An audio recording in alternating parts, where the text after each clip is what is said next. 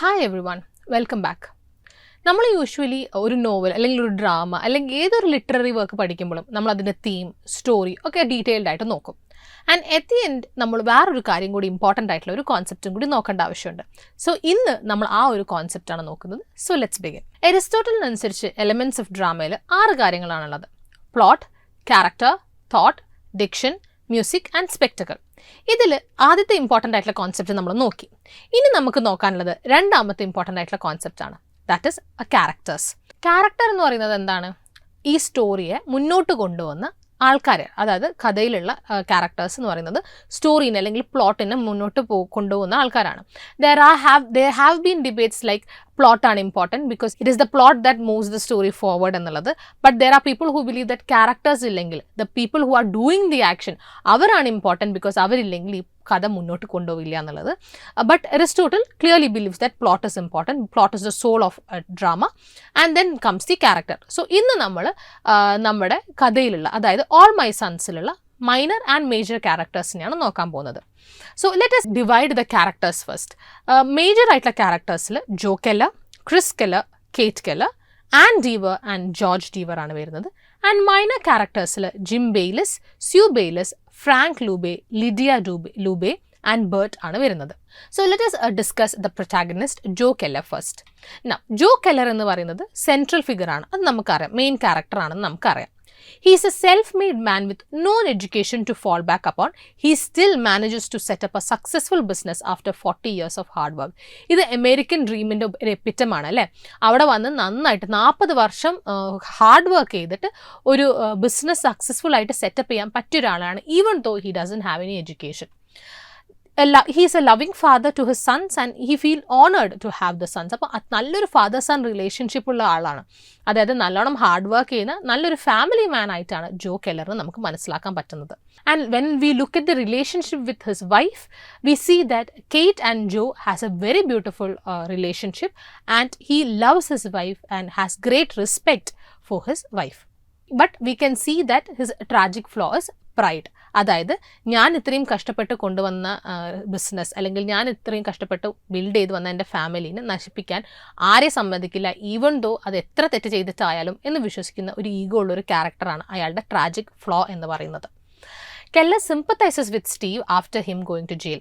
We can see throughout the story that even though he has left his friend there, disloyal ആയാലും ചെറിയൊരു concern അവിടെ ഉണ്ട് കെല്ലറിന്. മക്കളടുത്തും ആണെങ്കിലും ജോർജ് സ്റ്റീവിൻ്റെ അടുത്താണെങ്കിലും there is this concern that ഞാൻ കാരണമാണ് പോയത് ജയിലിൽ എന്നുള്ളത്. ബട്ട് നമുക്ക് കാണാൻ പറ്റുന്നുണ്ട് when he is confronted by Chris, he cannot do anything else than to reveal the truth. എന്താണ് ആക്ച്വലി ഉണ്ടായത് എന്നുള്ളത് ക്രിസിൻ്റെ അടുത്ത് പറയുക എന്നല്ലാതെ വേറൊരു ഓപ്ഷൻ ഇല്ലാത്ത അവസ്ഥ വരുമ്പോഴാണ് പറയുന്നത്. And being a practical man, when he realises his guilt, he feels like he cannot kill himself. And the worst part for him was എൻ്റെ മകൻ്റെ എക്സ്പെക്റ്റേഷൻ്റെ അത്ര നിൽക്കാൻ പറ്റിയില്ല, അല്ലെങ്കിൽ മകൻ്റെ എക്സ്പെക്റ്റേഷൻസിനനുസരിച്ച് ജീവിക്കാൻ പറ്റിയില്ലല്ലോ എന്നുള്ളൊരു ഗിൽറ്റാണ് ജോൻ ഏറ്റവും കൂടുതലുള്ളത്. And he feels like suicide അല്ലാതെ അയാളുടെ തെറ്റുകൾക്ക് വേറൊരു റെമഡി ഇല്ല എന്നുള്ളത്. That is Y he goes for suicide. അയാളുടെ ഒരു ഗിൽറ്റിൻ്റെ ആഫ്റ്റർ എഫക്റ്റ് കോൺസിക്വൻസ് ആയിട്ട് he moves forward with suicide. Now let us look at the second main character, Chris Keller. Now Chris Keller എന്ന് പറയുന്നത് ജോ കെല്ലറിൻ്റെ മകനാണ്. He is 32 years old and he is a well-built man.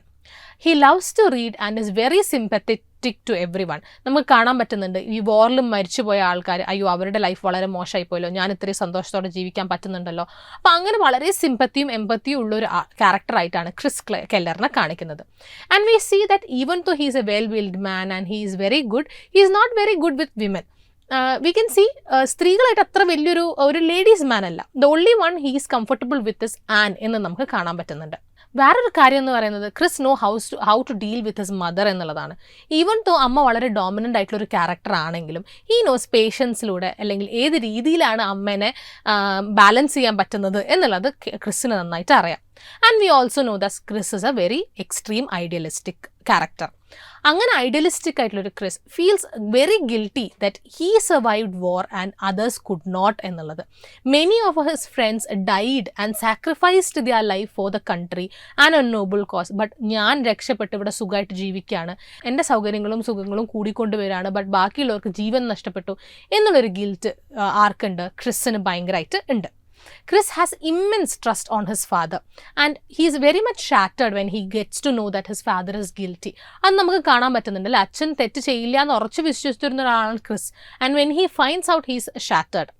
Chris blames himself for his father's suicide അല്ലെങ്കിൽ self destruction. At the end അച്ഛൻ മരിക്കാൻ കാരണം ഞാൻ അച്ഛനടുത്ത് അങ്ങനെയൊക്കെ പറഞ്ഞതുകൊണ്ടാണ് അച്ഛൻ മരിച്ചത് എന്ന് വിശ്വസിച്ചിരുന്നു ക്രിസ്. ബിക്കോസ് ആ ഒരു ഐഡിയലിസ്റ്റിക് നേച്ചറാണ് ക്രിസിനെ അങ്ങനെ വിശ്വസിക്കാൻ കാരണമാക്കുന്നത്. Then let's move on to the next character, Kate Keller. Kate Keller actually Joe കെല്ലറിൻ്റെ വൈഫാണ്. She's a affectionate mother. വളരെ സന്തോഷമുള്ള ഒരാളാണ്, വളരെ ജോവിയൽ ആയിട്ടുള്ള ഫ്രണ്ട്ലി ആയിട്ടുള്ള ഒരാളാണ്, എല്ലാവരെയും വീട്ടിലേക്ക് വെൽക്കം ചെയ്യുന്ന ഒരാളാണ്.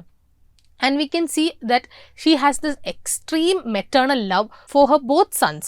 ലാരിയോടാണെങ്കിലും ക്രിസിനോടാണെങ്കിലും വളരെയധികം മെറ്റേണൽ ലവ് ഉള്ള ഒരാളാണ് കേറ്റ് Keller.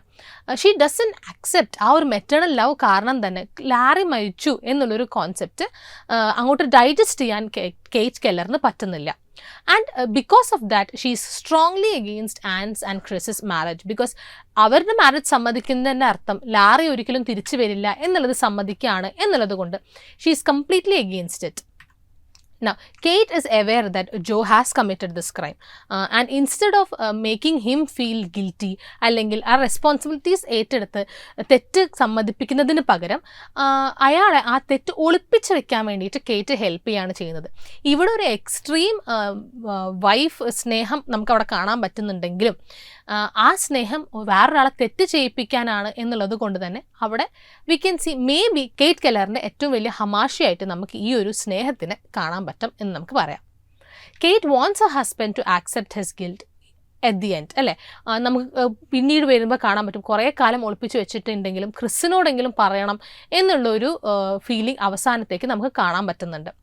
And despite her own grief, ഞാൻ കഴിഞ്ഞ വീഡിയോയിൽ പറഞ്ഞതുപോലെ ആ ഒരു മദർ സൺ റിലേഷൻഷിപ്പിൽ നമുക്കൊരു എപ്പിറ്റം ഇവിടെയാണ് കാണാൻ പറ്റുന്നത്. ഭർത്താവ് മരിച്ച സങ്കടം ഉണ്ടെങ്കിൽ തന്നെ മകനോടുള്ള ആ ഒരു എക്സ്ട്രീം സ്നേഹം കൊണ്ട് she goes to Chris and she consoles him saying that it is okay, it is not because of you that your father has died എന്ന് മകനെ സമാധാനിപ്പിക്കുന്ന ഒരു അമ്മേനെയാണ് നമുക്ക് കാണാൻ പറ്റുന്നത്. Next let us move on to Ann Deever. Ann Deever എന്ന് പറയുന്നത് സ്റ്റീവ് ഡീവറിൻ്റെ ഡോട്ടറാണ്. സ്റ്റീവ് ഡീവർ ഇസ് ബേസിക്കലി ജോൻ്റെ ബിസിനസ് പാർട്ട്ണറാണ്. And she is very beautiful and she ചെറുപ്പം മുതലേ എവ്രി വൺ ലവ്സ് ഹർ. അത് കേറ്റ് ആയിക്കോട്ടെ, ജോ ആയിക്കോട്ടെ, ക്രിസ് ആയിക്കോട്ടെ, ലാരി ആയിക്കോട്ടെ, every one is really fond of her. She comes to the Keller house later on. എന്തിനാണ് വരുന്നത്? To marry Chris. അപ്പം അച്ഛനെ പോലീസ് പിടിച്ചതിന് ശേഷം ആ സൊസൈറ്റി ഇവരെ ഷൻ ചെയ്തു, ഒഴിവാക്കി. ആ ഒരു സങ്കടത്തിൽ they move to another place. And പിന്നീട് കുറേ കാലം കഴിഞ്ഞ് തിരിച്ചു വരുന്നത് ക്രിസിനെ കല്യാണം കഴിക്കാൻ വേണ്ടിയിട്ടാണ്. Anne shares Chris's idealism and righteousness and has shunned her father Steve Deaver after he has found out that he is guilty. Now, ഇവിടെ നമുക്ക് എന്ത് കാണാൻ പറ്റും? Why Chris and Ann fell in love എന്നുള്ളത് നമുക്ക് കാണാൻ പറ്റും. ഒരേപോലത്തെ ട്രോമയാണ് അവർക്ക് ഉണ്ടായിട്ടുള്ളത്. ആനിൻ്റെ അച്ഛനാണെങ്കിലും ക്രിസിൻ്റെ അച്ഛനാണെങ്കിലും ഒരേ രീതിയിലാണ് അവരുടെ തെറ്റുകൾ ഉണ്ടായത്. ആൻഡ് ഒരേ രീതിയിലാണ് ഈ രണ്ട് മക്കളും പെരുമാറിയത് എന്നുള്ളതാണ് നമുക്ക് അവരുടെ ഒരു അവർ ഭയങ്കര ഐഡിയൽ ആയിട്ടുള്ള ഒരു കപ്പിളാണെന്ന് മനസ്സിലാക്കിയത്.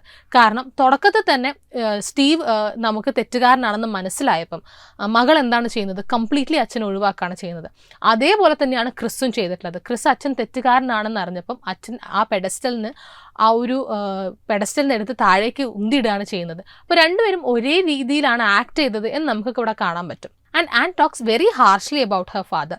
She feels like what he has done is the worst thing that can happen. And truly, she is very angry with his father. Now, Chris's honesty and his idealistic qualities impresses Anne. ഞാൻ നേരത്തെ പറഞ്ഞു അല്ലേ, ഒരേപോലെ ചിന്തിക്കുന്ന രണ്ടാൾക്കാരാണ്. അപ്പം they were meant to attract with each other. ഇതിലുള്ള വേറൊരു പ്രത്യേകത എന്താണ്? ആൻ ക്രിസിനെ പോലെ തന്നെ ജോ ഒരിക്കലും തെറ്റ് ചെയ്യില്ല എന്ന് വിശ്വസിച്ചിരുന്ന ഒരാളാണ്.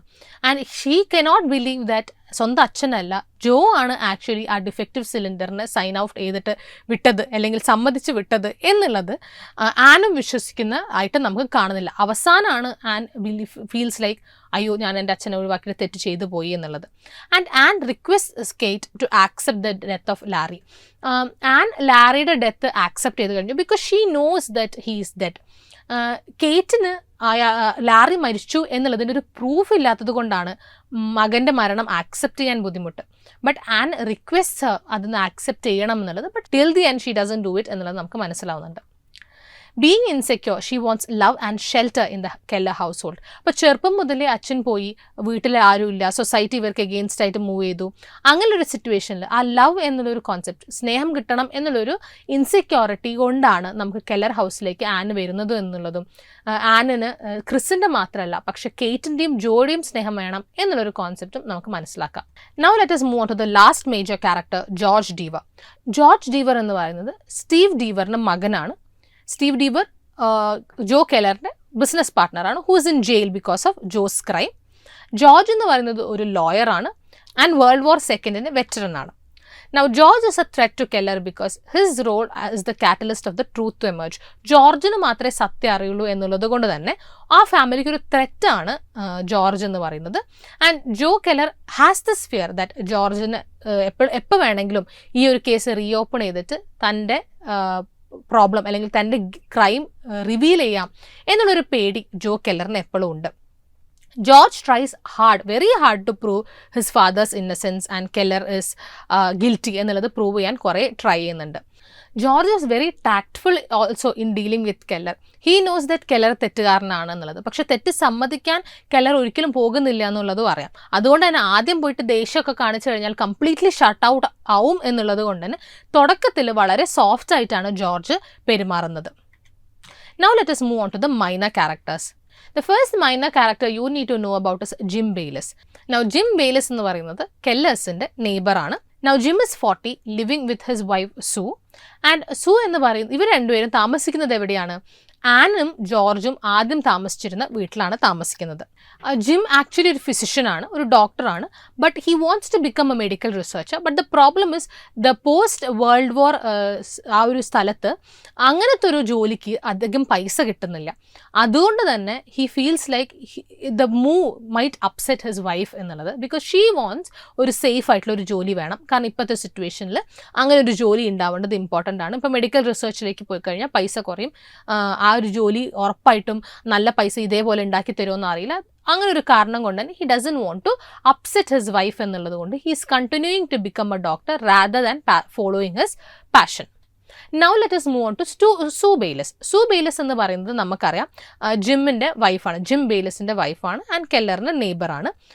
She is very much concerned about her status and appearance.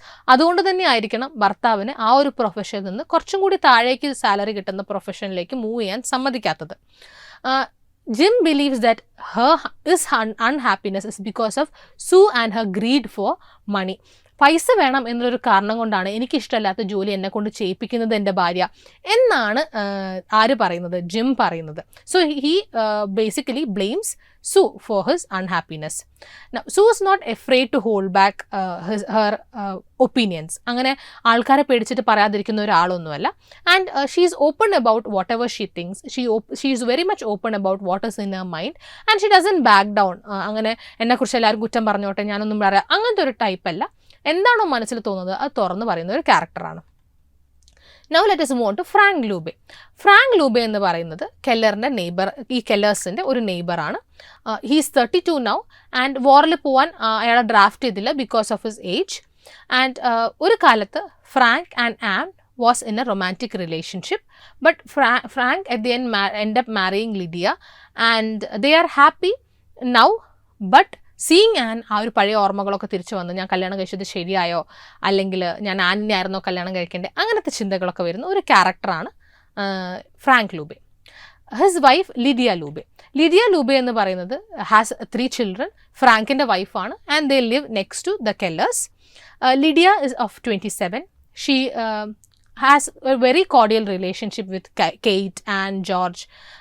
അവരുടെ ജോലി എന്ന് പറയുന്നത് ഹാറ്റ് മേക്കിംഗ് ആണ്. ലിഡിയ is very happily married and she is well adjusted in her family. The last character, minor character we are looking at is Bert. Bert എന്ന് പറയുന്നത് ഒരു 8-year-old boy ആണ്, who is a neighbor and who comes to play at the Keller's house. എല്ലാ ദിവസവും 2 പ്രാവശ്യമെങ്കിലും വീട്ടിൽ കളിക്കാൻ വരുന്ന ഒരു ക്യാരക്ടറാണ്. Bert plays a game with Joe in which he is the police officer who can lock up criminals in the imaginary jail in Joe's basement. അപ്പോൾ ജോയുടെ ബേസ്മെൻറ്റിൽ പോലീസും കള്ളനും കളിക്കുന്ന ഒരു കുട്ടിയാണ്. അപ്പോൾ ഈ ഒരു കുട്ടിയുടെ ക്യാരക്ടർ ഒരു ഫോർടെല്ലിംഗ് ആയിട്ട് നമുക്ക് കാണാം അല്ലേ. ജോൻ്റെ ലൈഫിൽ വരാൻ പോകുന്ന ക്രൈമിൽ നിന്ന് കിട്ടുന്ന പണിഷ്മെൻറ്റിൻ്റെ ഒരു ഫോർടെല്ലറായിട്ട് നമുക്കിവിടെ ബേർട്ടിനെ കാണാൻ പറ്റും. സോ ഇന്ന് നമ്മൾ മൈനർ ആയിട്ടുള്ളതും മേജർ ആയിട്ടുള്ള ഓൾ മൈ സൺസിലെ ക്യാരക്ടേഴ്സിനെ നോക്കി. When we look at the characters we need to understand it. അവർ ചെയ്യുന്ന ആക്ഷൻസ് മാത്രമല്ല, ആ ആക്ഷൻസ് അവർ എന്തുകൊണ്ട് ചെയ്തു, അവരുടെ മനസ്സിൽ കൂടെ പോകുന്ന പോയിന്റ്സ് എന്തൊക്കെയാണ്. ഇപ്പോൾ ഫോർ എക്സാമ്പിൾ ക്രിസ് ഒരു ഐഡിയലിസ്റ്റ് ആയതുകൊണ്ടാണ് ഇന്നെന്ന കാര്യങ്ങളൊക്കെ ചെയ്തത്. ബേർട്ട് ചെയ്ത ഇന്നൊരു കാര്യം ഇതിൻ്റെ ഒരു ഫോർടെല്ലിംഗ് ആണ്. അങ്ങനത്തെ കുറേ കോൺസെപ്റ്റ്സും കൂടി നമ്മളൊരു ക്യാരക്ടറിനെ പഠിക്കുമ്പോൾ നോക്കണം എന്നുള്ളത് ഇമ്പോർട്ടൻ്റ് ആണ്. സോ ഈ ഒരു വീഡിയോയുടെ നമ്മൾ ആ ഒരു ഓൾ മൈ സൺസ് എന്നുള്ളൊരു വർക്ക് മൊത്തമായിട്ട് കവർ ചെയ്ത് കഴിഞ്ഞിരിക്കുന്നു. നമ്മളതിൻ്റെ പ്ലോട്ട് നോക്കി, തീം നോക്കി, എന്തുകൊണ്ടാണ് അത് ട്രാജഡി നോക്കി, ക്യാരക്ടേഴ്സ് നോക്കി. Now if you read the summary once more, പുതിയൊരു ലൈറ്റിൽ എനിക്ക് തോന്നുന്നു നിങ്ങൾക്ക് ആ ഒരു സ്റ്റോറി കാണാൻ പറ്റും എന്നുള്ളത്. And most of the importance പോയിന്റ്സിലൂടെ നമ്മൾ മുന്നോട്ട് പോയിട്ടുണ്ട്.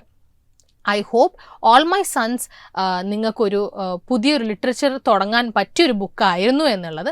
And I hope that you have had that interest to read it, and I hope you will read it. I will see you in the next video with a whole new story. By.